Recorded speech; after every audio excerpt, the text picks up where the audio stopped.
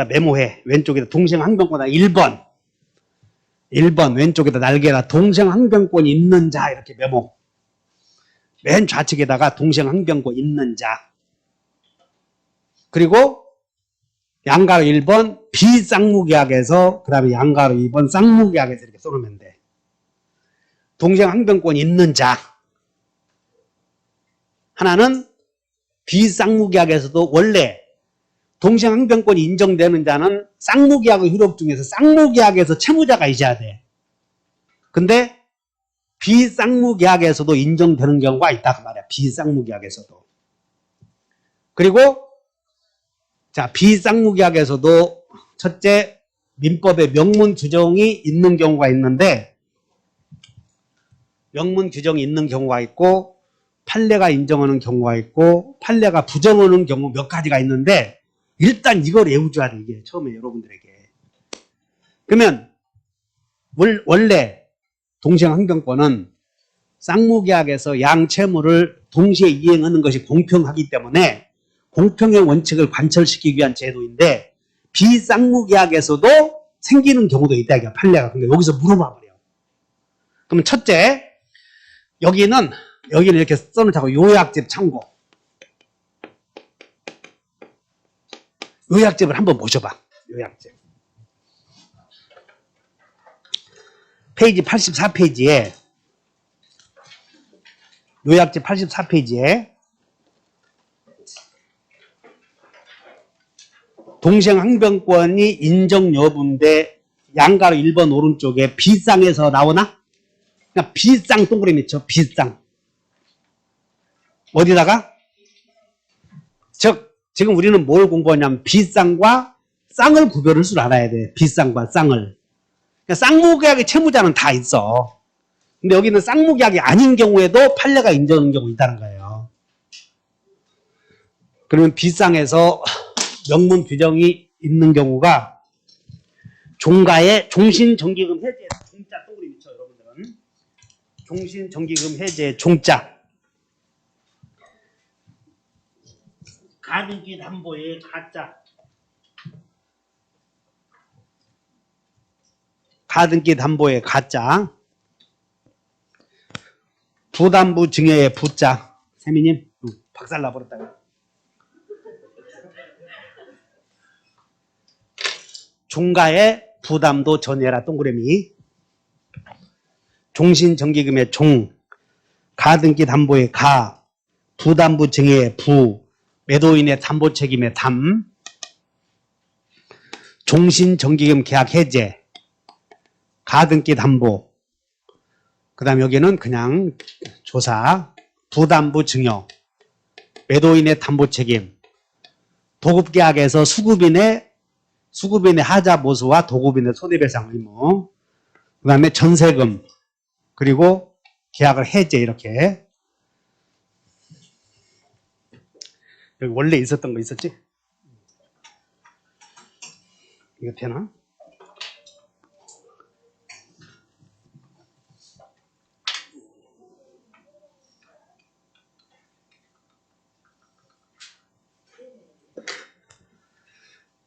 자, 한번 읽어본다. 종가의 부담도 전해라. 이 종이 종신정기금 계약 해제. 근데 여러분들 외워야 될 건 여기 종신정기금 뒤에도 해제라는 게 있어. 그러니까 해제만 나오면 다 동시행이야. 어디서든. 쌍무계약의 해제든 종신정기금 계약 해제든 담보책임 해제든 해제만 나오면 다 동시행이다 하시면 돼. 그래서 여기다가 해제 하면 동시행. 계약을 해제해버리면 계약이 없어지므로 쌍무계약이 아니거든. 그런데도 인정한다 하시면 돼. 여러분 가등기 담보. 가담법 배운 사람들 가담법에서 청산금의 지급과 본등기에 필요한 서류의 교부는 동시행하라 그 말이야. 잔금 지급과 본등기에 필요한 서류의 교부는. 도급계약에서 부담부 증여 그 다음 매도인의 담보책임 도급계약 전해라 해제 이렇게 외우면 돼. 다시 한번 종가에 부담도 전해라. 그 다음 판례가 인정하는 경우가 부가가치세 그리고 부당이득만 나오면 항상 부당이득은 언제 생기냐면 무효, 취소, 해제 시에 생기잖아. 부당이득은 언제 생겨? 무효, 취소, 해제만 나오면 이렇게 부당이득 나와도 동시행해야 되고 부당이득이라는 말이 없이 무효, 취소, 해제 나와도 동시행해야 돼. 이렇게. 그 다음에 여러분들 보증금, 임대차에서 보증금 반환과 목적물의 명도는 동시행해야 돼. 그 다음에 비용, 점유자가 목적물에 비용을 투입했다면 비용 상환과 목적물의 명도도 동시행해야 된다고. 그 다음에 원인 채무 이행과 그 다음에 영수증. 그래서 변제와 영수증 교부. 그 다음에 어음수표. 그 다음에 요거 상호명의신탁에서 거기에 지분. 그래서 부부, 동그라미 쳐. 부부, 보증비용, 영어, 이렇게 지분 통째로 오면 돼. 이건 판례가 인정하는 경우야. 자, 여기 본다. 부부, 보증비용, 영업, 지분. 그래서, 여러분들 책에는 343페이지에 있어. 책에는 343페이지 4번에 1번에 양가로 4번에 1번에 명문 규정이 있는 경우 나오나? 거기다 메모해버려.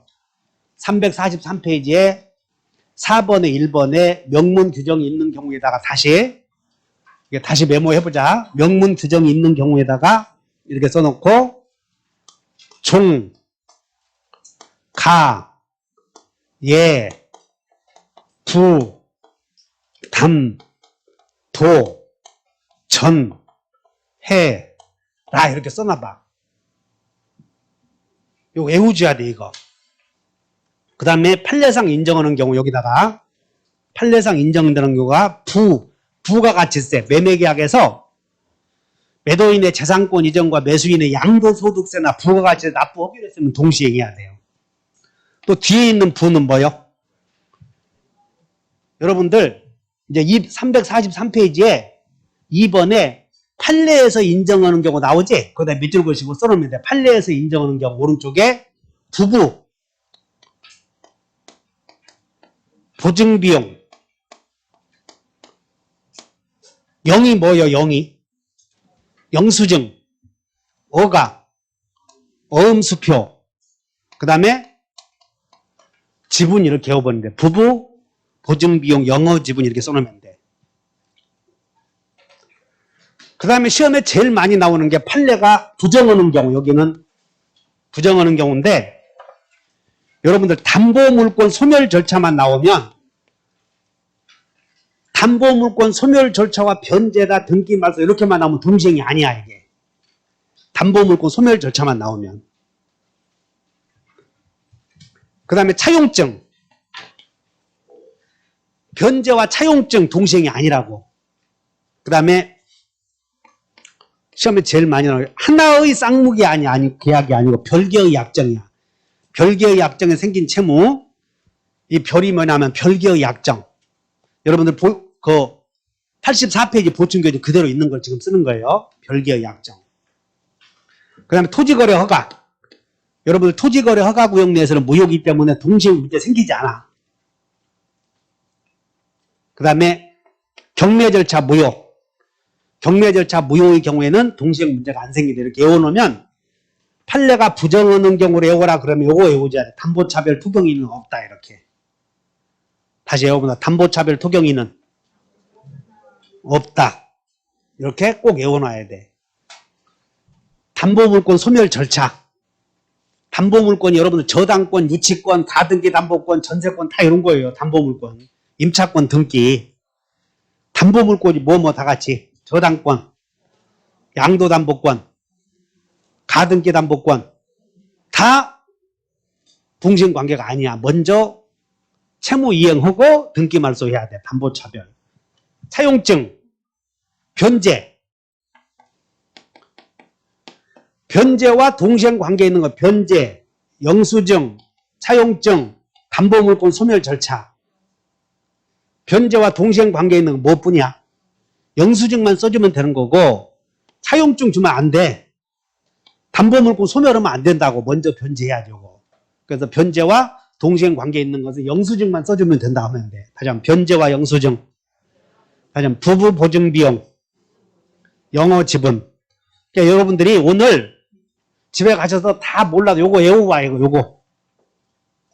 그러면 10월 말에 공부량이 시험 공부는 공부량이 좀 줄어가야 되거든. 자꾸 맨날 요거 외우고 그때 또 이거 쓰는데 몇 분 걸리냐고 이런 것들이. 자, 외워본다. 담보차별 토경위는 아니다. 이게 담보차별 토경위가 뭐냐면 한 장 넘겨보셔. 344페이지에 양가로 3번에 채무자의 저당 채무 변제 동그라미 있죠. 변제.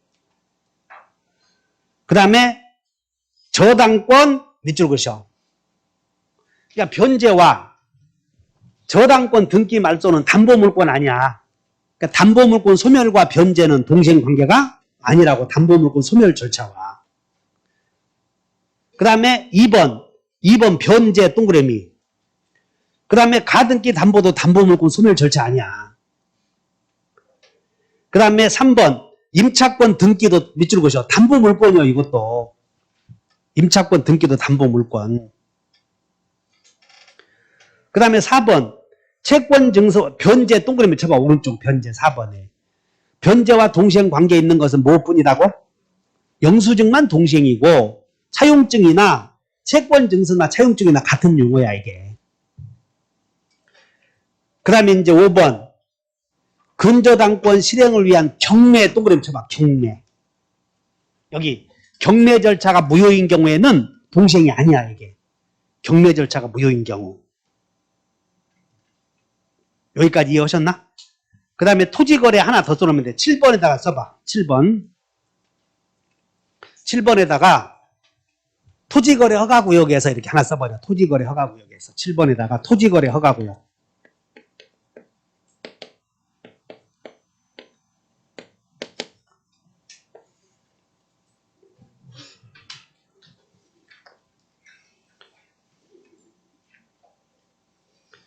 그 다음에 이제 여러분들 책에 340페이지 가서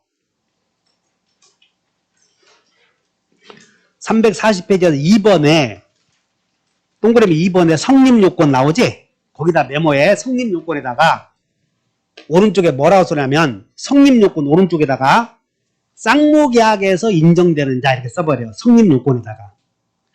성립요건에다가 쌍무계약에서 인정되는 자.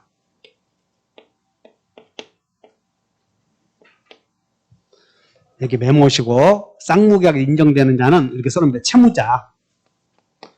쌍무계약에서 인정되는 자는 누구? 채무자. 지금 다시 한다. 지금 뭔 짓 하고 있냐면 권리 그러면 도대체 권리자가 누구냐 지금 그거 공부하고 있어. 권리자가 누구냐. 그럼 동시행 항변권이 인정되는 자가 원래는 쌍무계약에서 생기는 채무자에게는 다 있어. 다시 한번 채무자에게는. 근데 우리는 위에서는 쌍무계약에서 배운 거야. 비쌍에서 배운 거요. 비쌍에서 인정되는 자 시험에 나오면 많이 나오니까 그거 주의하시라고.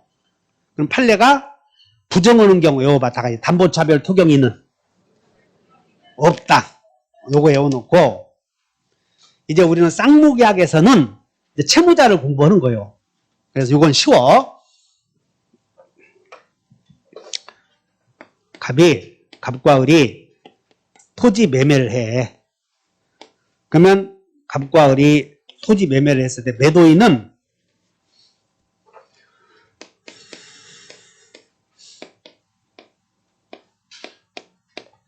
재산권 이전 채무자이고 그 다음에 매수인에게 대금 채권자야. 돈 주시오 이렇게. 그 매수인은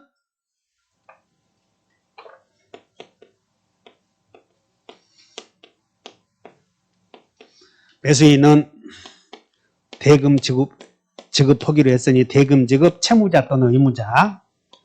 그리고 매도인에게 재산권 이전 채권자, 소유권 이전 채권자지. 소유권 이전 채권자.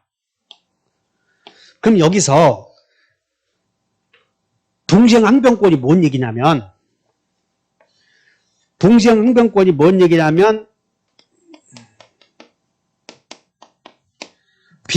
쌍무계약을 체결한 일방이 빈손으로 와서 요구하면 못 주겠다. 이게 동시행항변권이야. 그래서 처음에는 뭐라고 하냐면 맨입으로 와서 달라고 그러면 상대방은 쌍무계약의 일방이 맨입으로 와서 달라고 요구하면 상대방은 거절해야 돼, 이행해야 돼요. 이게 동시행항변권이야. 그러니까 동시행항변권은 쌍무계약의 채무자는 다 있어. 따라서 재산권 이전 채무자는 다 있다는 거예요. 여기에 대금 지급 채무자는 다 있어. 그런데 재산권 이전을 못할 수 있는 이행불능에 빠진 사람도 채무자예요. 매도인이 이중 매매를 해버렸어도 여전히 채무자라고. 매도인이 토지를 넘겨주었는데 매수인이 돈이 없어서 등기를 못 해가고 있는 경우를 수령지체에 있는 자, 수령지체에 빠진 이렇게 얘기해. 자, 매수인이 대금을 주었더니 자, 삼성부동산에 나타났는데 매도인이 빈손으로 온 거예요. 매수인은 매매대금을 준비해서 왔는데 매도인은 빈손으로 왔다 그러는 이 사람을 이행지체에 빠진 자라고 그래. 매수인이 돈을 못 주고 있어. 그럼 이행지체는 두 사람에게 다 있어. 따라서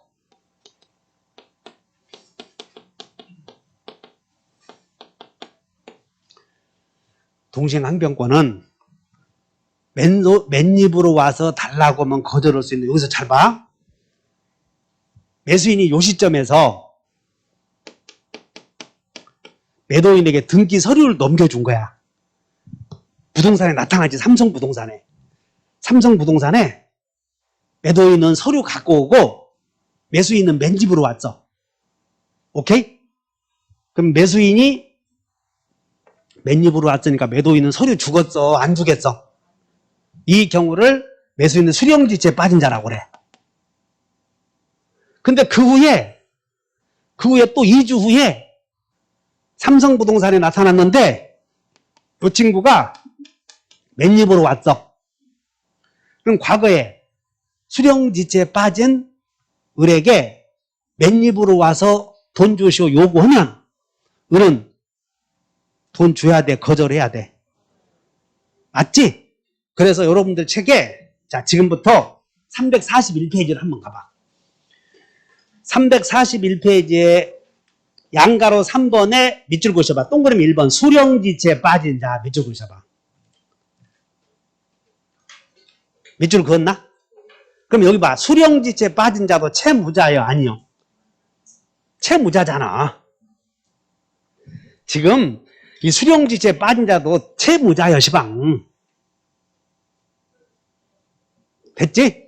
그러면 수령지체 중에 을에게 나중에 매도인이 빈손으로 와서 달라고 요구하면 수령지체에 빠진 자도 거절해야 돼, 이행해야 돼. 그 얘기에 지금 그런 말들이 나오면 그냥 오해해버리면 돼. 그런데 이행불능자나 이행지체에 빠진 자나 수령지체에 빠진 자는 당연히 그냥 채무자의 다른 표현에 지나지 않아. 쌍무계약의 채무자의 다른 표현에 지나지 않는다고. 그러니까 이 채무자는, 야, 여러분들, 채무자는, 쌍무계약의 채무자는 타방이 여기를 일방, 여기를 타방, 여기를 일방, 타방이라고 그래. 쌍무계약의 일방은 타방이 빈손으로 요구하면 거절할 수 있어. 이렇게 해버리면 돼.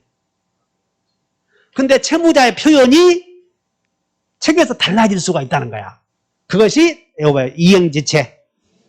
따라서 이 쌍무계약에서의 채무자가 누구냐면 다 같이 이행지체에 빠진 자, 수령지체에 빠진 자, 이행불능에 빠진 자, 이런 사람들도 채무자의 다른 표현에 지나지 않아.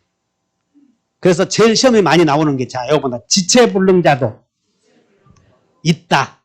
이렇게 나와버리면 돼. 지체불능자도 항변권이 있다. 이렇게. 그럼 여러분들 책은 지금부터 340페이지에 밑에서 동그라미 3번 봐. 책이장 막 복잡해. 왜 이렇게 써있냐면 항변권이 있는 자를 써버리면 될 텐데 무슨 성립요건 혹은 막 한 거예요 이거. 그러다 보니까 책이 복잡하지.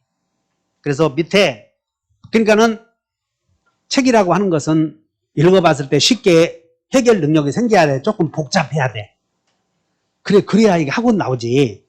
특강도 하라 그러면 듣고. 근데 문제는 뭐냐면 책을 쓰는 사람들이 본질을 꿰뚫지 못하고 쓰는 경우도 많으니까 어려운 거예요. 그래서 거기에 동그라미 3번에 동시행 관계에 있는 쌍방의 채무 중 어느 한 채무가 밑줄 그어봐. 이행불능.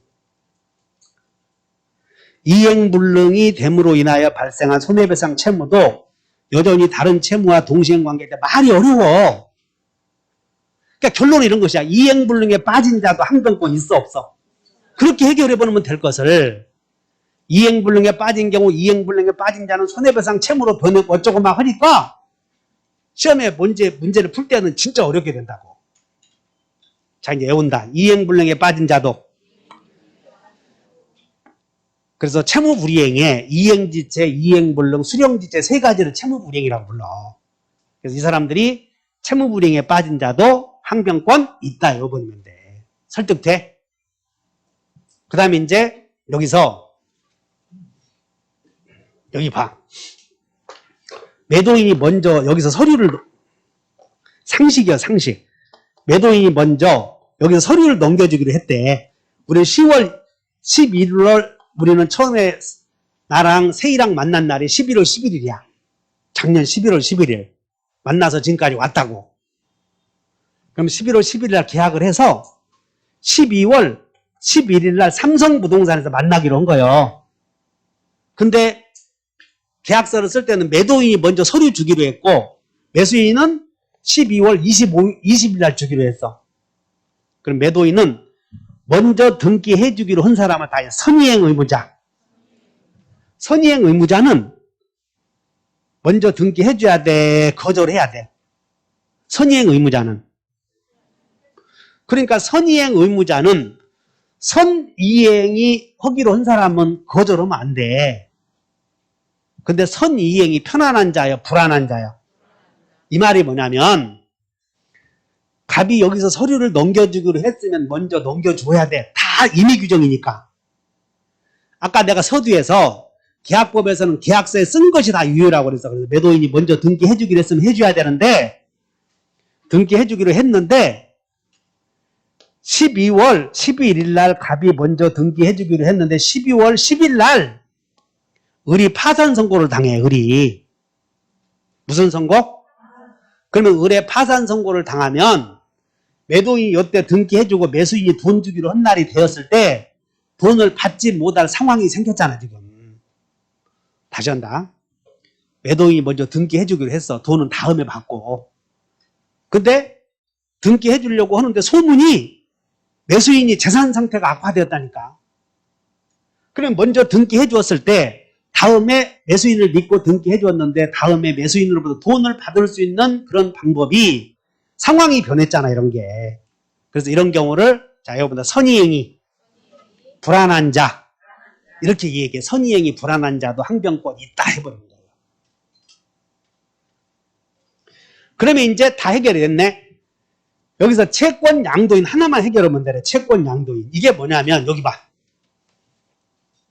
여러분들 지금 책은 어디가 있느냐면 동그라미 4번 봐 밑에 340페이지 좌측에 맨 밑에 동그라미 쳐. 채권 양도인 동그라미 쳐봐. 근데 여러분들 이걸 이해를 못 해버리면 바꿔놓으면 틀려버려. 여기 봐. 이게 뭔 뜻이냐면 매매계약을 체결했을 때 매도인은 대금 채권자야. 대금 채권 1억이 있어. 을에게. 근데 요때 이제 12월 20일이 되면 매수인은 매매대금 이렇게 줘야 돼. 동의해? 근데 갑의 채권자가 갑으로부터 1억을 받을 권리가 있는데 A가 가봐 돈 1억 주라. 그랬더니 내가 을에게 매매계약해서 12월 20일 되면 돈 들어온 게 그때 줌세 그래. 알아들어?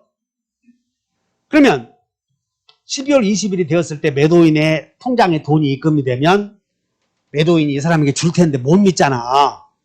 그러면 채권자 A는 법원에다가 소를 제기해. 판사야, 채무자 을로 하여금 갑에게 주지 말고 나에게 주도록 하라. 판결이 떨어진 경우 이 사람을 전부명령 채권자라고 하고,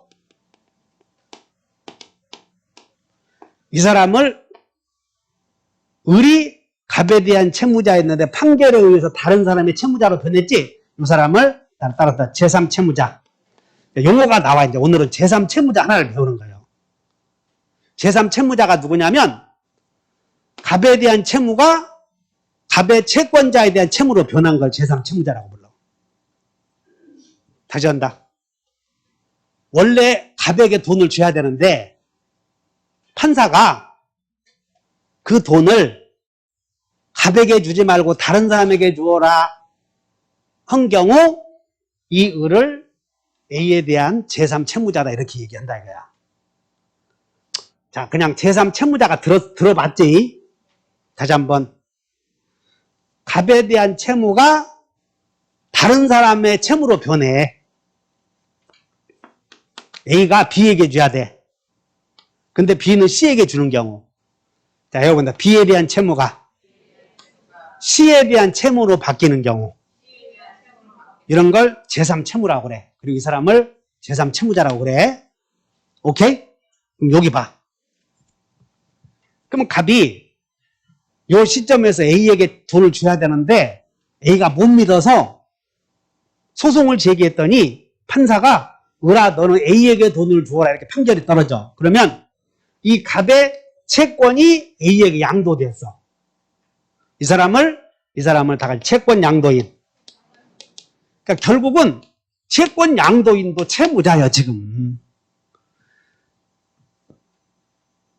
눈빛이 팍. 지금 갑은 을에게 자 여기 본다. 재산권 이전 채무자, 대금 채권자 두 개의 지위를 함께 갖고 있다고. 쌍무계약에서는 채권과 채무가 한 사람에게 갖고 있어. 그래서 이민석 물어보러 오기만 하면 죽어. 이 문제를 가지고 물어보러 오지 말라는 거야. 지금 뭔 얘기냐면 매도인은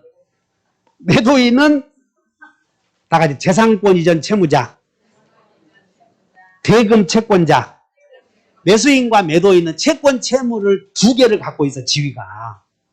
그런데 여기서 채무는 그대로 놔두고 채권자의 지위만 넘어간 것을 채권 양도라고 그래. 동의해? 그러면 채권이 A에게 넘어갔대 이제 이렇게. 그럼 이 경우 갑은 재산권 이전 채무는 여전히 존재하면서 채권만 다른 사람에게 받아가라고 떨어졌으니까 자, 이제 갑이 채권은 없어졌잖아. 그러면 채권이 없어진 갑은 을이 채권 양수인에게 돈 안 주고 토지 넘겨주시오 하면 갑은 못 주겠다 거절할 수 있어야 돼 없어야 돼. 그 얘기야 지금 이게. 그래서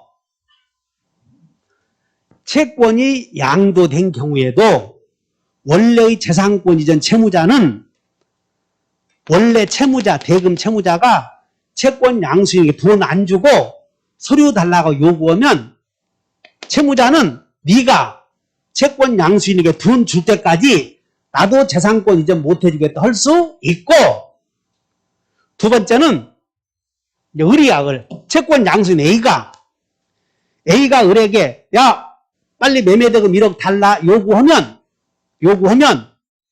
이 사람도 갑이 토지 줄 때까지 너에게 먼저 돈 못 주겠다. 둘 다 다 있다는 거예요. 이렇게. 시험에 물어보면 채권 양도 어쩌고 나오지? 그리고 이제 나중에 9월 달에 이렇게 가르쳐. 동시행 항변권 있다 없다 물어보면 다 있다고 오라 그러면 정답이요. 시험장 가서 그 판단 능력이 떨어지면 동시항변권 있냐 없냐 물어보면 다 같이 있다. 다 있어 이렇게. 왜? 쌍무계약의 채무자는 말만 바꿀 뿐이지 채권을 양도한 사람도 원래 채무자라니까 이렇게. 다잖아. 채권 양도인도. 채권만 양도되었지 본래의 채무자예요. 그러니까 채무자는 쌍무계약의 채무자는 항변권 있는 거요 없는 거요? 채무자를 달리 표현했을 뿐이야 이렇게. 그럼 답이 다 해결이 돼버려. 자, 여러분 쌍무계약의 채무자. 여러분 다 선의행이 불안한 자. 채권 양도인. 지체불능자. 이런 사람도 항변권 있다 해버리면 되는 거예요 이제.